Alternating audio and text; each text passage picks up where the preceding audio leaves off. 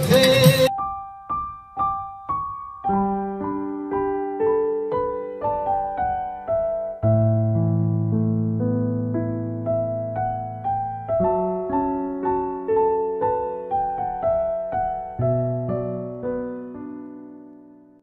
saya Pak Ijo, saya berumur sudah 55 tahun, tinggal di SPA Sungai Sahut, Tabir Selatan.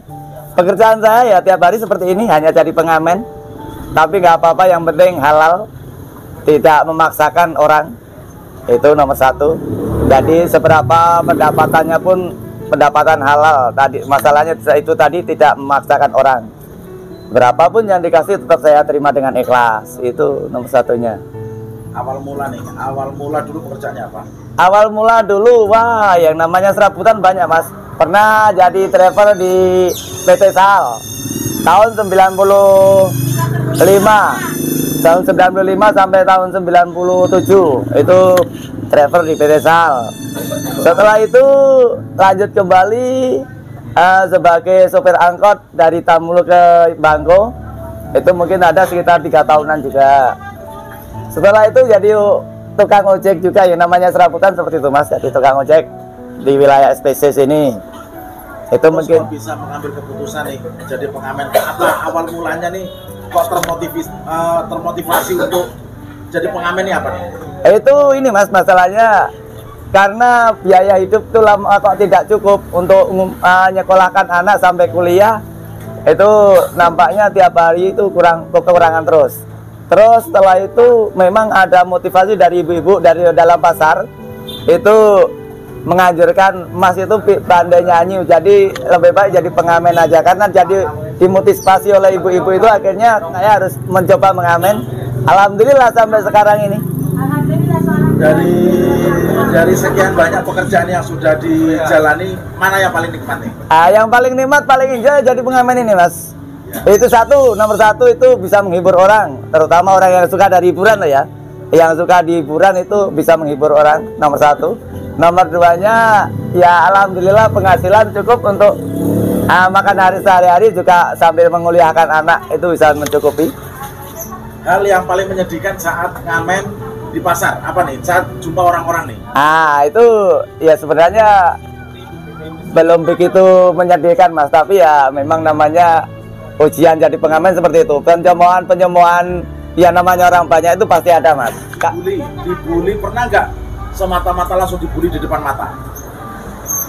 Oh pernah mas, itu ini ceritanya ya, memang waktu itu dari suara saya dengan musiknya itu memang nggak sesuai.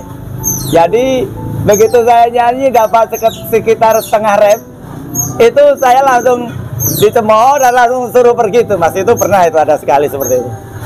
Ya tapi ya nggak apa-apa, yang namanya itu justru motivasi dari orang. Jadi saya harus banyak belajar supaya memang suara itu bisa mengepaskan, menyesuaikan dengan musiknya, seperti itu.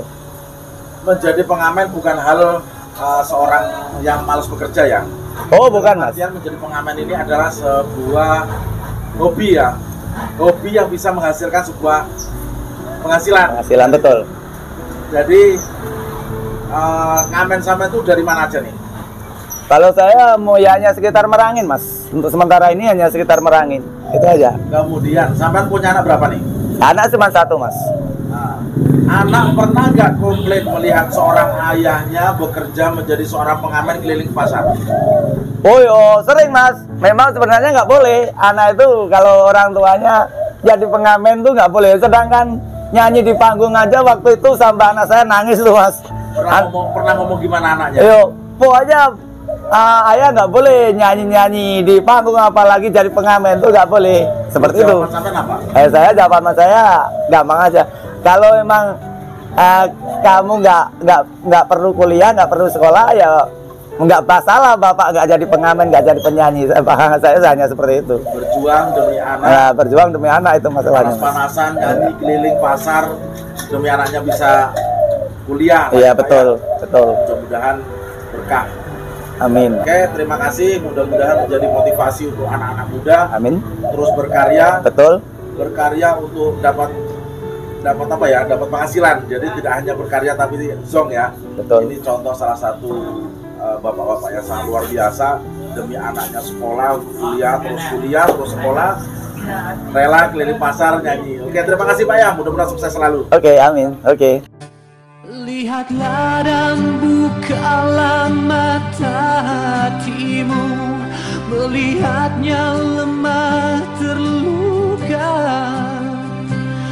namun semangatnya takkan pernah pudar hingga Tuhan kan berikan jalan.